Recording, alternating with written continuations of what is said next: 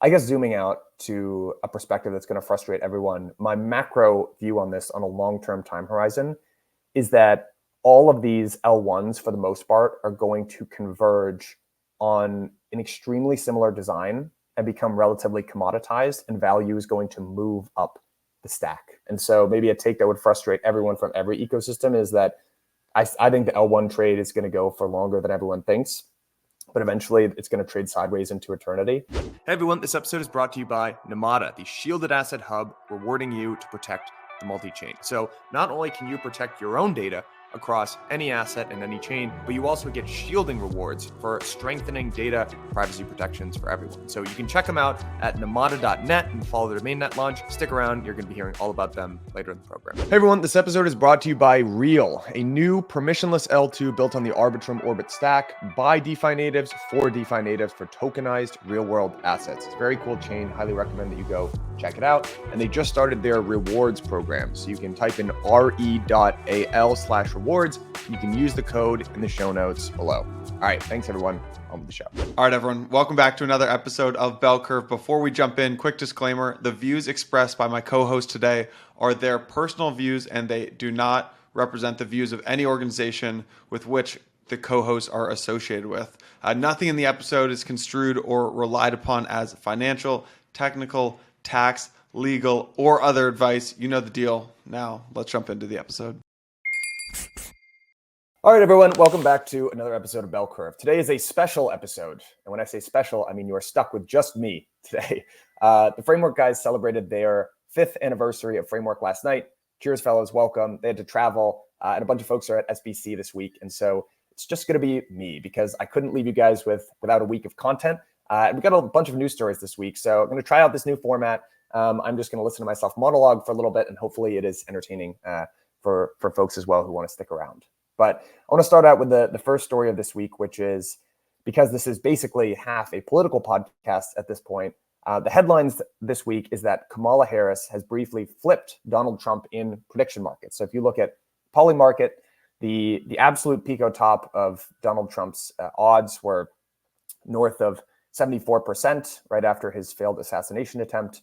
Then since Joe Biden dropped out of the race, Kamala has been skyrocketing, and she just recently flipped Trump, not only in overall odds, but in a couple of key swing states. So that's Pennsylvania, Michigan, and Wisconsin, and leading by different percentages in each one of those states. Additionally, she selected Tim Walz, who is the governor of Minnesota. And so we're going to go through a little bit of the profile of Tim and try to get a sense of where he stands. But I think overall, and I'm going to caveat here, this is the old saying, right, that you might not be interested in politics, but politics is interested in you. Clearly, politics is interested in crypto these days. We find ourselves on the national stage as a key issue within this US presidential election. And so, I haven't historically loved talking about politics, especially publicly, but I want to talk about it insofar as it affects the industry that we all work in. And obviously, there's an impact here to our industry. And so we talked about this last week when we had Michael and Vance on, but I think overall my take is still to wait and see as to what the policies and the cabinet members and the stances are coming out of the new Harris administration. So in the same way that I think that Trump enjoyed a little bit of a honeymoon period after his assassination attempt, which was obviously a dark and very scary and sad thing that even can happen nowadays. But there was this kind of sense of unity. And if you look at the odds on Polymarket, he skyrocketed up to something like 74%. I think there's probably some element of renewed hope and optimism that is coming out of the Democratic Party here at the same time, because there was such pessimism around Biden and his ability to compete with Trump, that now that there's any shot at hope here and a younger candidate as well, I think people are really excited about that. The reason I still think we don't know anything, and I still think we should wait, is we haven't really heard many declarative stances around the Harris cabinet or her policies since she became the presumptive nominee. And so I think there's, to use the sports analogy, which I always struggle with, there's a lot of golf left to play in this game. And, to be clear, I do think that there's a really important implication for crypto in the US here, depending on who gets elected. I think if you zoom out on a long enough time horizon, it ultimately doesn't matter quite as much as it feels like it does in this particular moment. I think if you look at through the long arc of history, it's very much the technology that ends up dictating politics and not the other way around. But that's not to say that bad policy couldn't severely impact an industry for a period of time as long as a decade or something like that. So I think if you're working in this industry, it probably does behoove you to pay attention to not only the presidential race that's happening right now, but also some of the incredibly important actors that are, not just the president themselves. And I've been seeing a lot of takes recently on Twitter that, some of it has to do with substantive policy, but I think a lot actually has to do with what I would refer more along the lines of political theater and, this sort of frame of mind where, hey, if we're going to listen to Kamala, then, I need her to fire Gary Gensler and free Ross. And while I understand that people want those things, I think that what I would be looking towards personally is who she puts in her cabinet. I think that says a lot more about where, what the principles of her administration really are going to be. And I think it's going to have a much bigger impact on our industry on a 4-year time horizon. And I would draw everyone's attention actually to a couple of key positions here. So I'm going to pull up this Axios article. I'm going to share my screen where the title of this article is A Peek Behind the Curtain, the Harris Cabinet. And there are a couple of different positions that I would call your attention to. So Treasury. So I'm reading here from Axios. Commerce Secretary Gina Raimondo is popular with business and would be considered for Treasury. Wally Adeyemo, now Deputy Treasury Secretary, is one of the Biden officials most likely to get promoted in a Harris administration. Blair Efron, an investment banking partner who's very active in DC and New York, is another name to watch. Now, it seems to me that Gina Raimondo and Wally are the front runners for who could potentially become our new Treasury Secretary. And I think the outcome for the crypto industry, it would be very different. So Gina Raimondo she's actually been relatively criticized from some insiders within the Biden administration, including Liz Warren, for being, quote, tech's best friend. So she's largely been in charge of AI regulation. And again, I'm going a little bit outside of my depth here. All I know is what I've read in articles recently. But it seems like within the Democratic Party, she is more on the side of tech and innovation.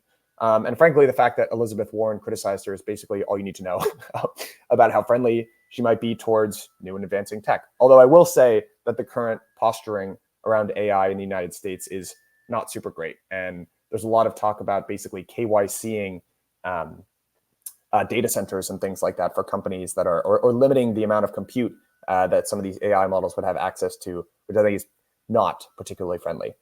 However, I do think she would be much more friendly here. A very bad outcome, to just be really blunt, would be an appointment by Wally, or appointment to Wally, I think, who has been pretty negative towards the industry in general. And again, I'm not going to speak from my own opinion here. I'm just going to pull up this article from Politico about Wally, who is very close with Elizabeth Warren. And I'm going to go through some of the things that historically he said about crypto and the industry. So again, I'm just reading here from this Politico article. And this was written back in April of this year. So, not super recent, but only a couple of months ago. Adeyemo is set to testify today before Warren and other members of the Senate Banking Committee on crypto's role in financial crime and sanctions evasion. It's an issue that's become top of mind for policymakers in the wake of the Hamas attack on Israel and recent reporting that digital currency is helping Russia fund its war in Ukraine. Adeyemo is urging Senate Banking Chair Sherrod Brown and other key lawmakers to give the Treasury Department greater authority to police crypto transactions and entities that the administration sees as a growing threat in the world of money laundering. In an interview, Adeyemo said, here's the quote, "My goal is to talk with senators about the importance of giving us tools we need to prevent cryptocurrency from becoming a place where terrorists and other groups that look to harm us go to escape the formal financial sector." Continuing here, it's not only a challenge to our national security, but also to our economy more broadly. And there's a bunch of quotes here that I'm not going to read word for word. Yeah, but he talks all about crypto's role in recent ransomware related attacks and things like that. And so reading on here, the thing that I've been encouraged by is that I've talked to a bipartisan group of senators that represent the entire Senate ideological spectrum who are interested in taking action. We have a number of bills that are bipartisan that cover parts of the term sheet. I know that Senator Brown has been working to look at ways to comprehensively cover a number of issues that we raised in the term sheet. And so, yeah, it kind of goes on here. And there's a lot of verbiage about Russia and North Korea and Hamas and cyber criminals. There's talk about Tether. And then I think where this is particularly concerning to me is when there's talk of a stablecoin deal, it starts to get into Elizabeth Warren. And her quote is, as your committee has recognized, stablecoins and stablecoin related activities may undermine consumer protection and the safety and soundness of the banking system. But efforts to create new regulatory frameworks around the $157 billion stablecoin market, including those that aim to fold stablecoins deeper into the banking sector, could amplify and entrench these risks rather than mitigate them. And so to me, this is deeply concerning because one, I'm just sick and tired in the year of our Lord, 2024, listening to people talk about crypto as a money for criminals. It's just not an intelligent criticism. And I just really, really strongly push back on that. And there's a lot of great data that has been produced, frankly, by reporting even from the mainstream media, although the Wall Street Journal recently reported on this and got the facts extremely wrong. But guys like Nick Carter have done a really great job championing and showing data that on both an absolute and relative basis, the US dollar is much, much, much more used to launder money than something like Bitcoin, which is frankly much more transparent. And so the fact that these arguments keep getting recycled by these people, it indicates, at least to me, that they might not be acting in good faith. And I think it makes a lot of sense to push back on that. And the fact that Elizabeth Warren is trying to undermine this stablecoin deal, which to me is such a no-brainer, not only from the national interest of the United States. You know, we're running $2 trillion deficits per year, and stablecoin issuers, you know, including Tether. Tether is in the top 20 sovereign owners. If you ranked sovereigns by their ownership of US treasuries, they're in the top 20. You know, this is an entirely new market of treasury buyers. So it makes sense, I think, from both a national interest standpoint, but also it strengthens the position of the dollar globally. You know, you have an entirely separate financial system which has opted to leverage the dollar, and you're trying to shut that down before it even gets started. It just, and the way that you would actually regulate stablecoins as well seems pretty straightforward to me because, you know, the two dominant issuers, Circle and Tether, are both centralized and the rules of the road are pretty clear. It seems to me, in just my opinion, to be arguing in bad faith. And so I would be relatively concerned. And I would be watching, you know, as an industry participant, who it seems like the Harris administration is going to put forward there. Now, I think another really important position to watch would be the SEC chair. So we all know, or it seems that Gary Gensler's tenure as SEC chairman is coming to an end. And typically what happens is that there's a nomination from an existing SEC commissioner. And so there are a couple of different choices here. The obviously most favorable SEC commissioner would be someone like Hester Peirce. There is another option for who the Harris administration might be looking at, and that would be Caroline Crenshaw. Now, Caroline Crenshaw has been serving on as commissioner for a while.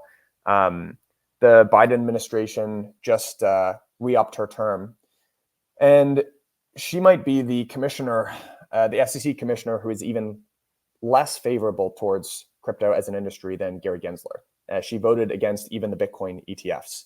And so I think this is a really important position to pay attention to because I think the common perception is that Gary is about as bad as it possibly could be for SEC chair. I just want to remind everyone that actually it could actually be worse. There could be people who are even less favorable towards the industry. And I want to zoom out of this by saying, again, these are all my opinions, but I think that if we care about crypto moving forward in a positive way, and if we want to get an assessment of where this Harris administration really falls on the issue of crypto as an industry, I think that we should look towards these key cabinet appointments as an indication of that.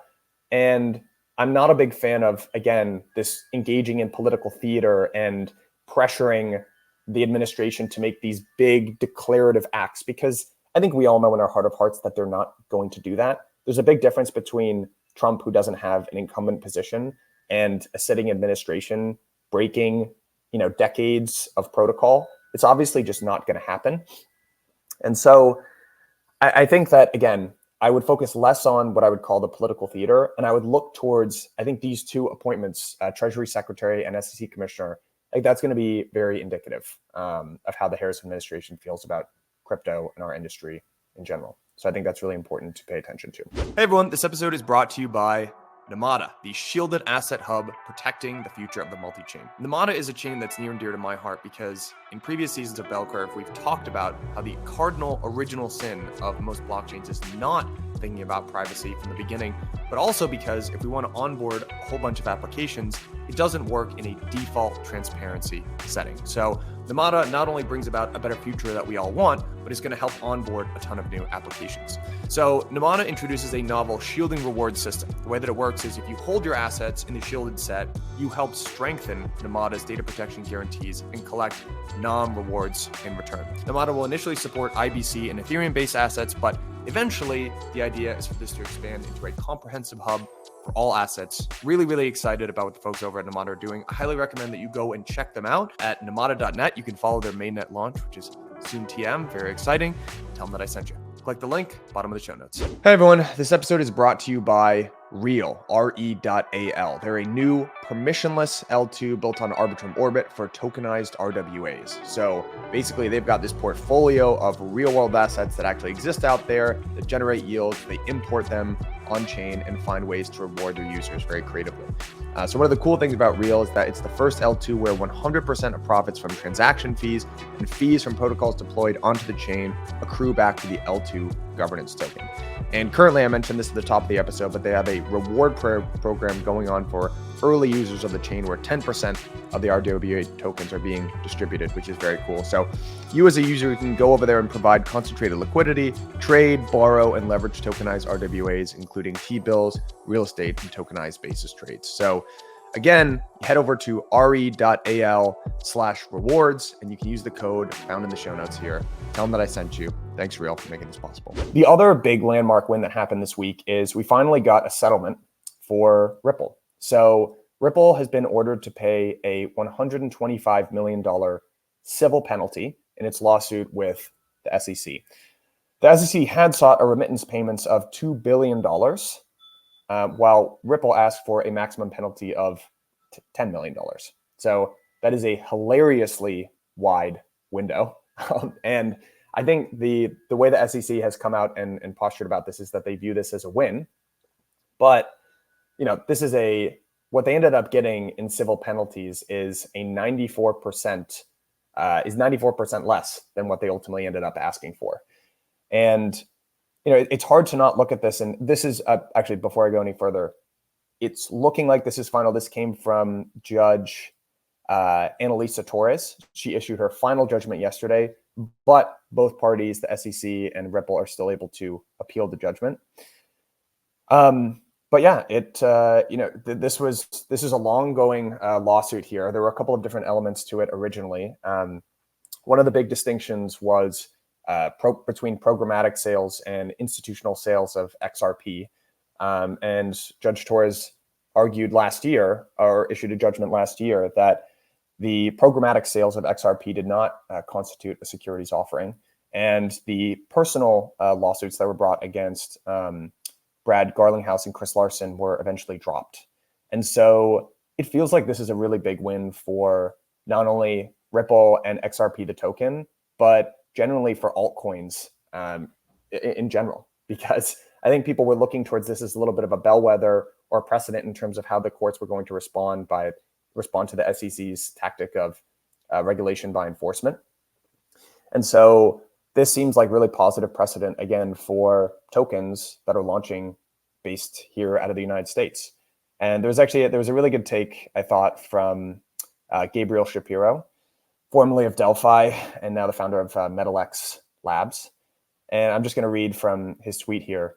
really can't think of a worse case for the SEC to lose from the SEC's POV than Ripple. They did, quote, everything wrong, tying their business to token price, hiring market makers to massage the price, etc. You can literally look on old charts and see how Ripple Corp announcements pumped XRP. The tech itself is also highly centralized with no crypto economic mechanism to incentivize validators and dependence on a Ripple maintained list to get consistency. Point being, if the SEC lost this one, imagine how it will fare in all the cases where the project team was much, much more careful. So again, legal precedent is really important here. It's actually hilarious to me. Now, everyone looks at Ripple as kind of this industry savior, whereas if you go back in the day and you look at some of the fights that guys like Ryan Selkis and Brad Garlinghouse were getting in, I think the industry looked a little bit less favorably on them, but this extremely unfair treatment by the SEC has really gotten everyone to rally around them, and sentiment has completely flipped on the entire company. And it's kind of like, hey, those guys are our guys, and we support them, and we don't like the way that the SEC is treating us generally. So I think it's an extremely significant case, not only for Ripple and XRP, but also just for token-based projects that are operating out of the United States. I do think, as always happens, people are like, well, does this mean that we're getting an XRP ETF anytime soon? I think the answer to that question is it certainly opens the door to that, but there are all these things that need to happen first. And specifically, there needs to be a futures market that trades for a long enough period of time, and it needs to be correlated to the spot price, and all that stuff just takes time. Again, that might change depending on which administration we have next year, a Republican one or a Democrat one. But I think probably the door is open to a bunch of ETFs. And I'm personally of the opinion that the ETFs that come out are going to kind of make people laugh and cry at the same time. If you look at the assets that are probably most likely to get ETF, obviously there's Solana, which I think the rest of the industry would be super supportive of and makes a lot of sense. But then it's kind of the assets from 2017 that are at the top of the Bloomberg terminal. It's Litecoin and it's XRP and assets like that. Dogecoin, to be honest, I know that's going to break a lot of brains. If you're going off the Elon Musk idea that the funniest thing is the most likely one to happen, then we're maybe going to get a Doge ETF at some point in the future. And things could certainly get very, very weird, but also pretty entertaining at the same time. And honestly, why not? Why not a Doge ETF? So congratulations to the Ripple team. And hopefully this is a win in the column of US-based teams that want to issue tokens, and a win for the courts in general. All right, I want to talk a little bit about Ethereum here as well. So there's a couple of things I think to touch on, which is just an update on the ETH ETF and talk a little bit about flows. And I want to address what I view as a pretty interesting divide in terms of what the future roadmap should be for Ethereum. So before we get there, I'm actually just going to pull up. This is from Farside. And this is, I'm sure many of you probably know this, but this is kind of the definitive way to track both Bitcoin and Ethereum ETF flows. And if you look at the ETH ETF flows here, when it first launched, there was, I think, a lot of selling from ETH, which is the sister product of GBTC on the Bitcoin side of things. This was kind of the closed-end grayscale product, which got converted into an ETF. And I think we've talked about it on this program before, but I think that there was kind of a speed running of outflows. So we saw an enormous amount of outflows from GBTC, if you remember, in those first weeks after the Bitcoin ETFs went live, which were a drag on flows in general going into the newborn 9. And I think we saw, if anything, that there was a front running of that when it came to the ETH ETFs. So you can look at these first couple of days, outflows of 484 million, 326 million, 346 million, which I think concerned some people. But if you look at what the flows have looked like since August, I think you see actually a much more positive picture. So the outflows from ETH have slowed, to the range of kind of between, 60 and 30 million per day. And the inflows, especially from the BlackRock product, ETH-A, have really picked up. And I actually went back and just looked at, if you normalized out the outflows from GBTC and ETH for the days of August, so August 1st since August 7th, I'm recording this on the 8th, there have actually been $209 million worth of outflows from the Bitcoin ETF products and $353 million worth of inflows into the ETH products. And so obviously that's just 1 week. That's, you could definitely accuse me of cherry picking there and just looking at one very specific period of time. But, I think that maybe there was a little bit of disappointment from the crypto community about what the inflow situation looked like for ETH and institutional demand and all that type of thing. And what I would just point folks to is I'd point them to the Bloomberg guys, as well as Nate Garachi, who's been really bull posting and saying, hey guys, within the context of the greater ETF world, this has been a phenomenal success. And I think quietly under the hood, you're starting to see inflows actually pick up into the ETH ETFs here. And so, I think a lot of this this concern around ETH is pretty overblown here. I know people have been drawing these Sol ETH charts and these ETH BTC charts. I would point out that, and it's definitely true. If you look at the charts of Solana ETH, Sol ETH, it's kind of this pretty nice up only cup and handle pattern that looks pretty good, and it looks a little bit less good for ETH BTC. But if you look at Sol BTC, that chart doesn't look particularly well either. And I think the framework, I still have this framework that traditionally how a crypto cycle goes is Bitcoin runs first, and you see ETH BTC is down only, Bitcoin dominance is up only, and then there's a rotation into sort of ETH, and then altcoins or NFTs or meme coins or whatever. Just you're moving out along the risk spectrum. And I think what is continuing to confuse people a little bit is the strength of Solana. And you got to give the Solana community some credit. They are executing like mad over there, and I think they are being successful at stealing mindshare. But I do think that's kind of the idiosyncratic thing that is messing people up from a framework perspective, and that a lot of this concern around ETH is frankly pretty overblown. So, the other thing, and this is, and I am, last note on that, I am interested in terms of what the narrative coming out of the institutional sellers of ETH is going to be. I've been an advocate for a very long time. I've never liked ultrasound money as a meme. She predicted, I had a list of predictions going to this year, and I said that was going to die a death. I'm glad that it did. I think it was trying to play the game that Bitcoin is trying to play and was just being slightly worse at it. But the narrative that I think is right there for the taking for ETH is a productive, yield-bearing asset, because I think the market for something like that is much, much larger, actually, than even the store of value sort of market for Bitcoin, because there's just a really large percentage of people that are never going to be able to wrap their minds around an asset that doesn't generate cash flow. They can't model out what the returns are going to be. And so this is the problem that people have had with gold. And you always get these gold guys that are bemoaning, the institutional holder base and why people don't have more gold in the portfolio. And I think there's just a limit to the amount of people that are comfortable holding an asset that doesn't produce cash or have any type of return stream.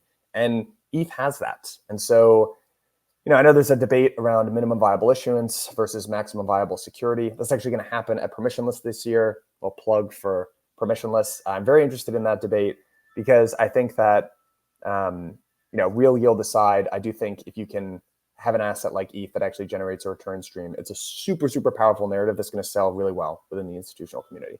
But there's another debate that's happening around Ethereum, which is, if I had to summarize, there's people that are questioning the roll-up centric roadmap. And there's this push coming from, I guess, sort of the unaligned corner and sort of paradigm in a sense, which is, if I had to summarize it, the make ETH L1 great again, and a questioning of the roll-up centric roadmap.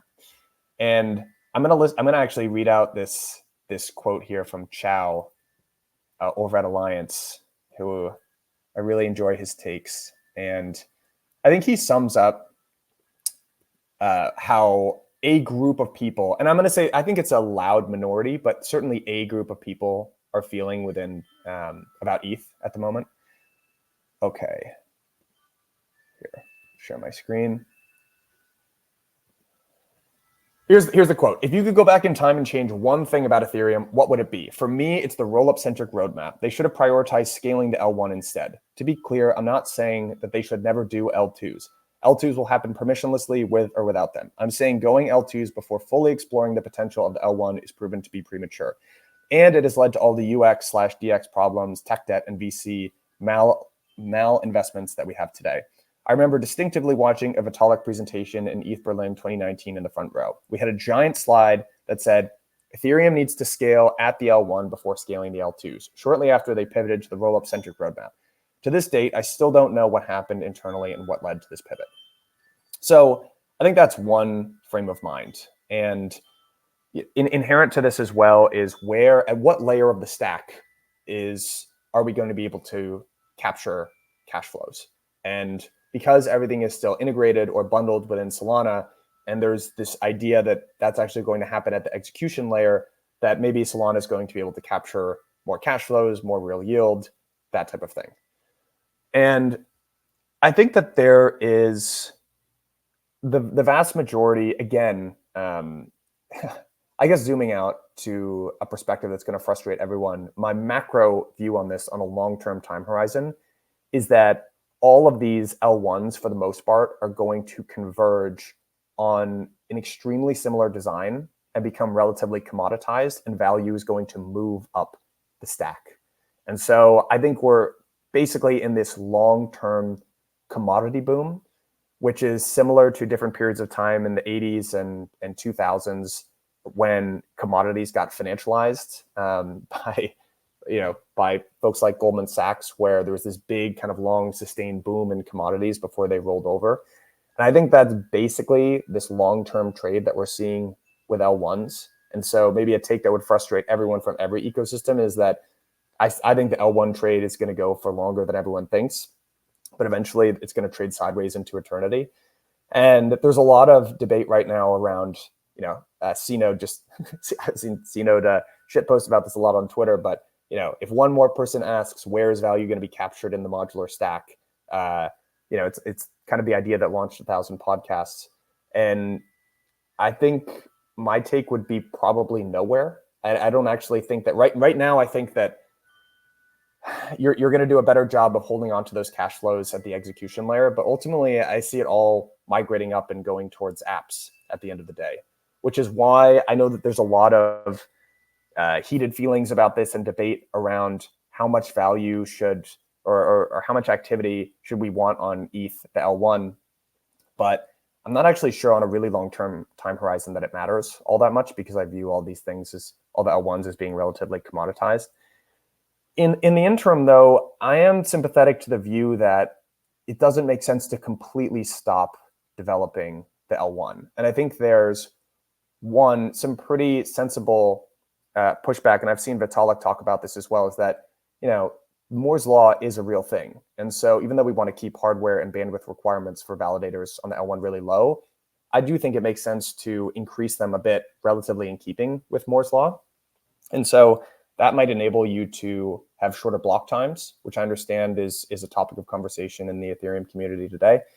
And there's this push for multiple concurrent proposers from both the Ethereum and the Solana community. So I think this is an old idea from Toli. We're actually going to have Toli and Max Resnick on the pod to discuss the Ethereum angle and the Solana angle. I do think that there be something that's kind of funny around MCP in general is that even though both Ethereum and Solana is interested in it, I think they're interested in it for different reasons.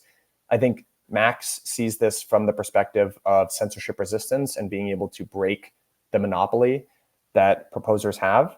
Whereas I think Toli sees this as a way to get around this very pesky 200 millisecond requirement that it takes to send an atom around the world and have even shorter block times. And I think, again, whatever the spec or implementation details end up being, you're going to have to make some trade-offs on what you're really optimizing for.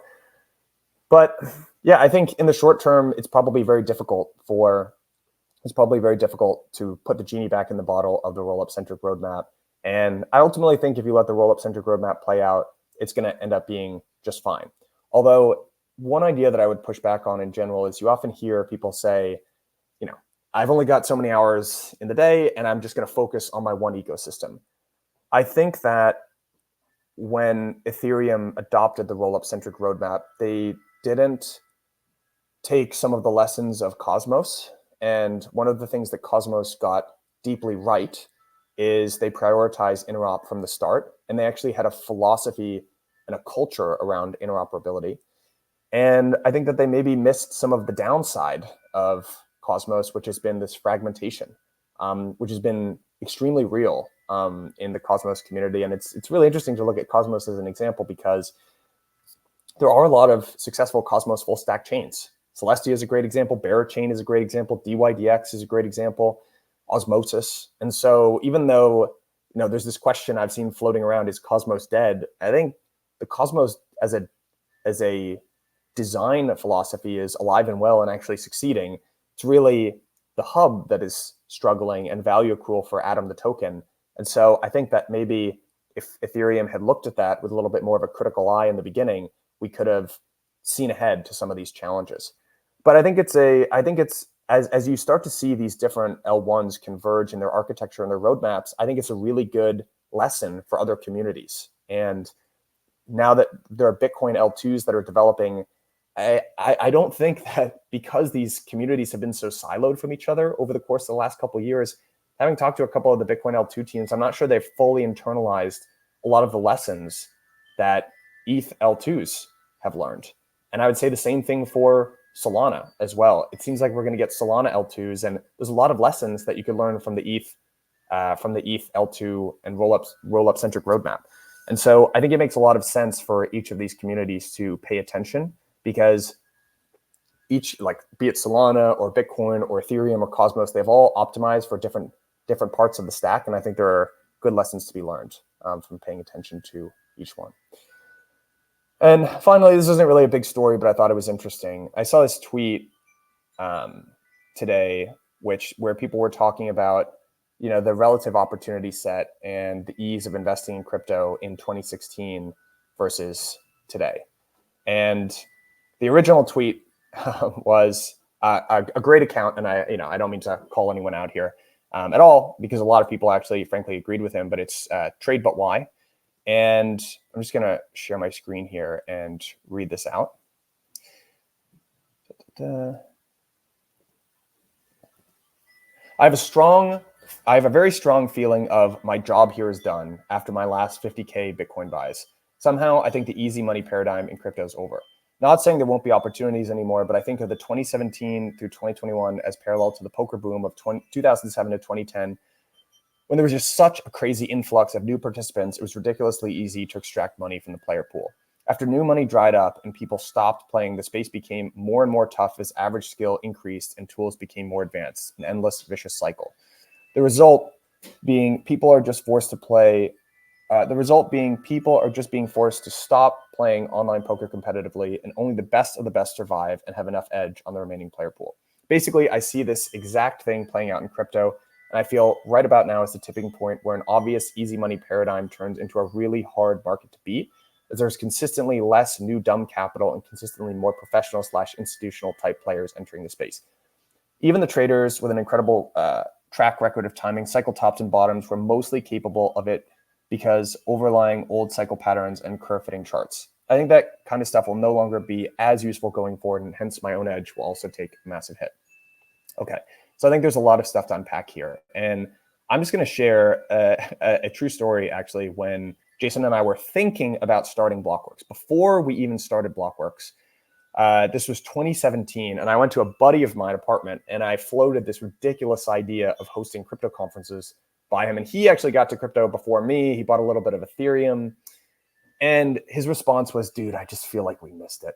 I just feel like we missed it. Look at Bitcoin and ETH. Look at how much they've already run. I think we're behind. And that sentiment I have seen crop up again and again and again in crypto.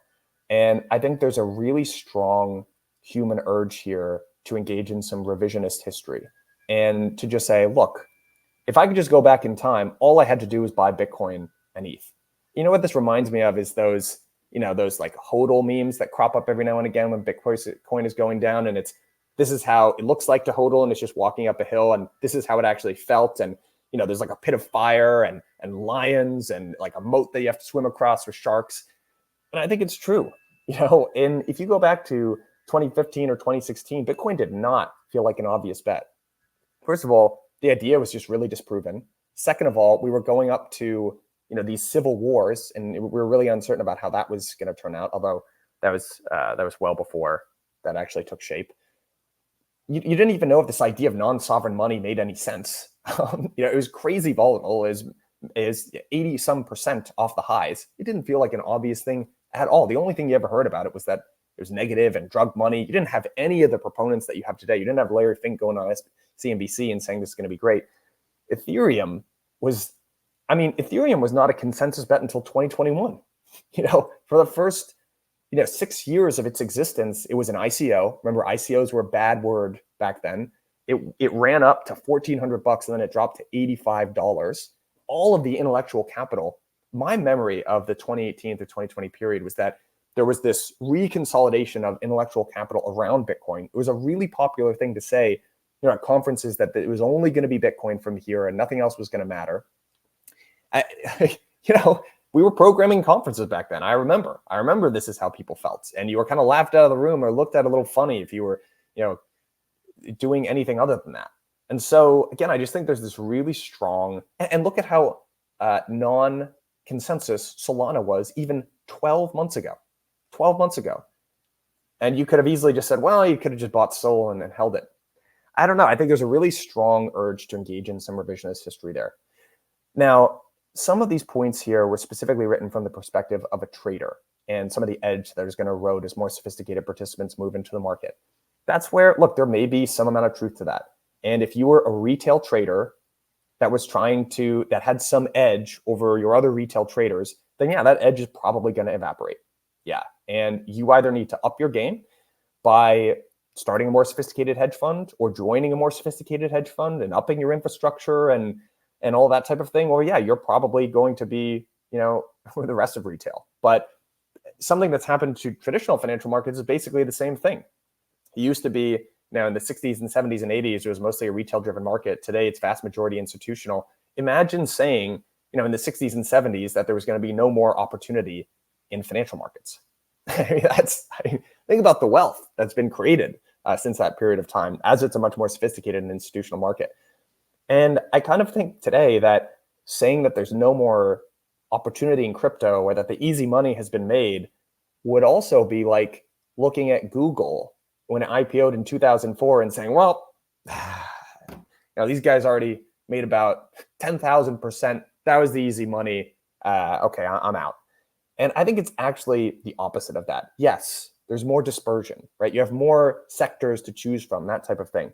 But I think there are going to be separate eras in crypto, same way that there was in the internet age. And there was kind of the original kind of cowboy and Wild West era where, yes, there were huge gains to be made, but also massive losses. The risk was extremely high. We know that it has, knock on wood, largely worked out in a relatively positive way, but there were no guarantees of that at the time. I think at many points in crypto's history, it could have just been squashed out by the US government if they had wanted to. And so, yeah, you look at that now and say, hey, look at these crazy returns. There's not going to be any opportunity for me in the future.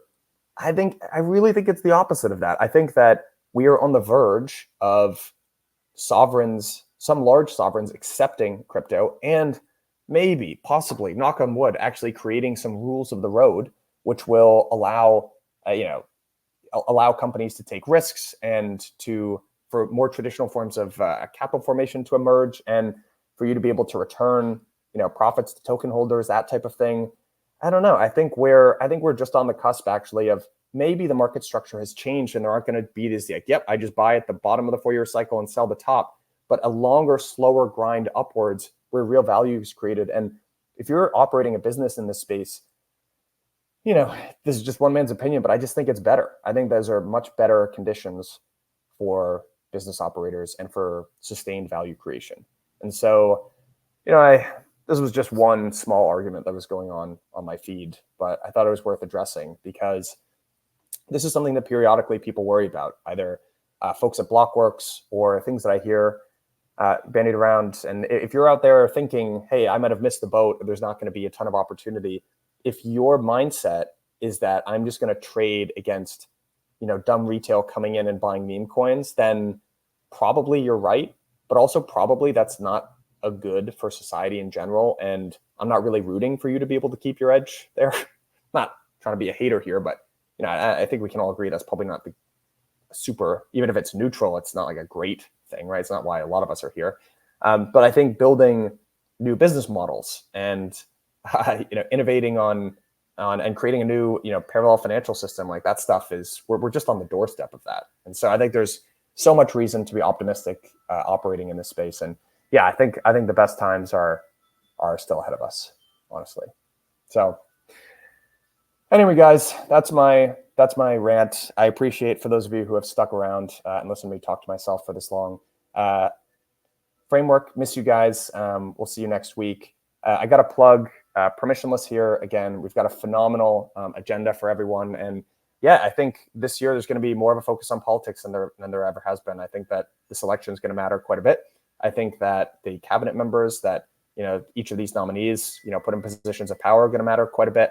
And I'm really optimistic about crypto in the United States, and we're going to be talking all about that at Permissionless this year, and have a bunch of prominent politicians, names TBD. So if you care about that, and also if you just want to listen to some nerds talk about crypto and have a great time, I would highly suggest that you come out and hang with us. So yeah, thanks for, let me see if there's anything else that I didn't cover here, but thanks for listening to me yammer, guys. I appreciate you all. Okay. No, I think that's about it. All right, team. Cheers. See you next week. Hey everyone, hope you all enjoyed today's episode. Want to give a final shout out to Namada. Again, a team that is near and dear to my heart. They are building the shielded asset hub, which is protecting the future multi-chain. Talked a little bit about how that works in the mid-roll, but for now, what I would highly recommend that you do is go check them out. They're in their mainnet launch phase. You can follow along with everything at namada.net.